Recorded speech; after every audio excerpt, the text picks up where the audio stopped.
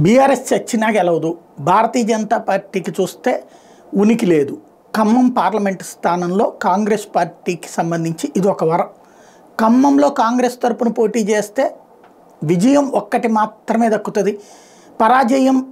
పరాజకం కూడా చెయ్యదు అన్నటువంటిది ఒక ధైర్యం.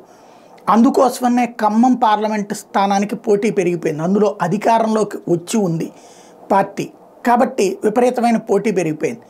గతంలో ఖమ్మంలో వైఎస్ఆర్ కాంగ్రెస్ పార్టీ తరపున కమ్యూనిస్టుల పొత్తుతో గెలిచినటువంటి పొంగులేటి శ్రీనివాసరెడ్డి ఇప్పుడు కాంగ్రెస్లో చేరి మంత్రి అయినటువంటి నేపథ్యంలో ఆయన సోదరుడికి ఆ సీటు కావాలని చెప్పి అప్లికేషన్ పెట్టుకున్నాడు.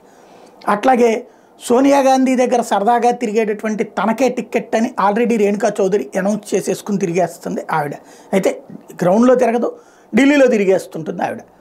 మరొక వైపును చూస్తే బట్టి విక్రమార్క భార్య పేరు కూడా ఇప్పుడు లైన్లోకి వచ్చింది. ఆవిడ దరఖాస్తు చేసుకుంది అదే సీటుకి. ఈ మధ్యలో ఇంతవరకు ప్రత్యక్ష ఎన్నికల్లో గెలవడం చేత కాకపోతున్నటువంటి వి హనుమంతరావు ఖమ్మం సీట్ నాకు కావాలంటూ అప్లికేషన్ పెట్టుకుని సోనియా అపర విధేయుడిగా ఆయన దరఖాస్తు చేసేసుకున్నారు. కాబట్టి హాట్ సీట్, ఎందుకంటే అంతమంది పోటీ పడుతున్నారు కాబట్టి ఏం జరుగుతుందో చూడాలి.